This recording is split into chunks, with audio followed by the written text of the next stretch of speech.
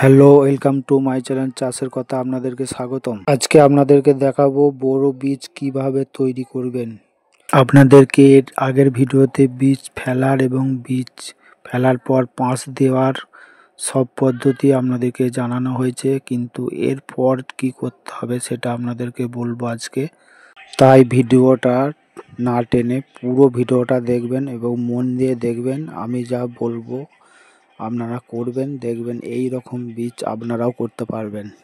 প্রথমে যেটা করতে হবে আপনাদেরকে, পাঁশ দেবার পর বীজ অঙ্কুর নেবার পর মোটামুটি 5-7 দিন বাদ থেকে আপনি মিনির গরম জল ঢোকাবেন আর ঠান্ডা জল বার করবেন।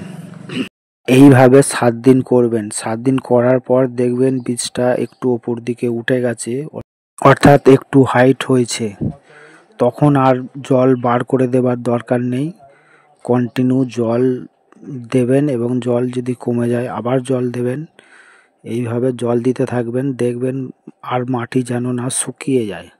মাটি রস থাকতে থাকতেই জল দিতে থাকবেন।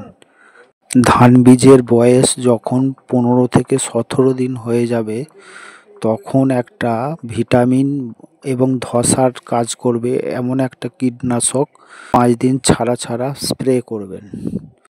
এতে করে আপনার বীজটার ধসা লাগার কোনো প্রভাব পড়বে না এবং তাড়াতাড়ি বীজটা বেড়ে যাবে। এইভাবে আপনি এখন কন্টিনিউ করতে থাকবেন।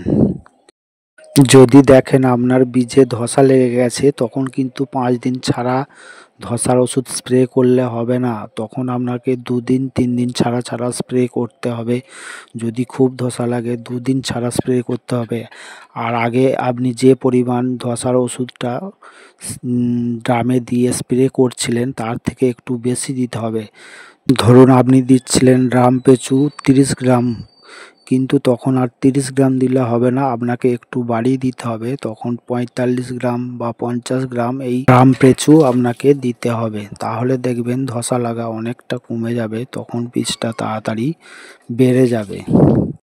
তারপর যখন দেখবেন ধসা লাগা কমে গেছে তখন আর ঘন ঘন স্প্রে না করলেও হবে, তখন ওষুধের পরিমাণ কমিয়ে দিতে হবে। বীজের বয়স যখন 25 থেকে 28 দিন হয়ে যাবে তখন আপনাকে কাঠা পিছু 500 করে ইউরিয়া এবং 1 কিলো করে দানা সার আর 1 কিলো করে সরিষার খৈল আপনাকে প্রয়োগ করতে হবে। আর একটা কাজ যেটা আপনাদেরকে করতে হবে, বীজ ভাঙিবার 7 দিন পূর্বে অর্থাৎ 7 দিন আগে আপনাকে একটা মাজরার কীটনাশক স্প্রে করে দিতে হবে। তাহলে আপনার বীজ জমিতে রোপণ করার সঙ্গে সঙ্গে মাজরার উপদ্রব হবে না। আপনার বীজের 40 থেকে 45 দিন বয়স হলেই আপনার বীজ ভাঙা যাবে।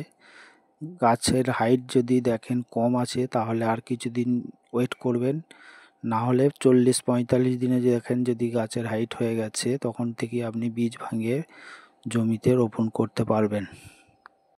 আপনাদিগকে যে বীজের ভিডিওটি দেখানো হচ্ছে এই বীজের বয়স মাত্র 30 দিন, আর 10 থেকে 15 দিন বাদই এই বীজ রোয়া চলবে। আপনারা দেখছেন বীজটা মোটামুটি একটু হাইট হয়ে এসছে।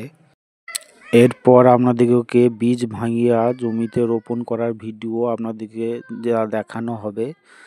এই চাষের কথা চ্যানেলের ভিডিওগুলি আপনারা সব দেখতে থাকুন, পরপর চাষের সব সম্বন্ধে আপনাদেরকে দেখানো হবে।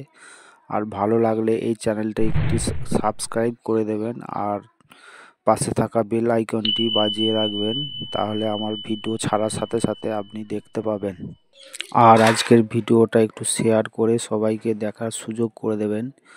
আপনি যেমন উপকৃত হবেন এই ভিডিও দেখে, আরও অন্যান্যরা এই ভিডিও দেখে উপকৃত হবেন, তাই ভিডিওটা একটু শেয়ার করে দেবেন। আর আজকের ভিডিও কেমন লাগলো আপনারা একটু কমেন্ট করে জানাবেন। আপনারা যদি কমেন্ট করেন, লাইক করেন, তাহলে জানবো আমার ভিডিও আপনাদের ভালো লেগেছে, তাহলে আমি আরও ভিডিও ছাড়ার আগ্রহী হব। তাই একটু দয়া করে সবাই কমেন্ট করে জানাবেন কেমন হয়েছে। ধন্যবাদ।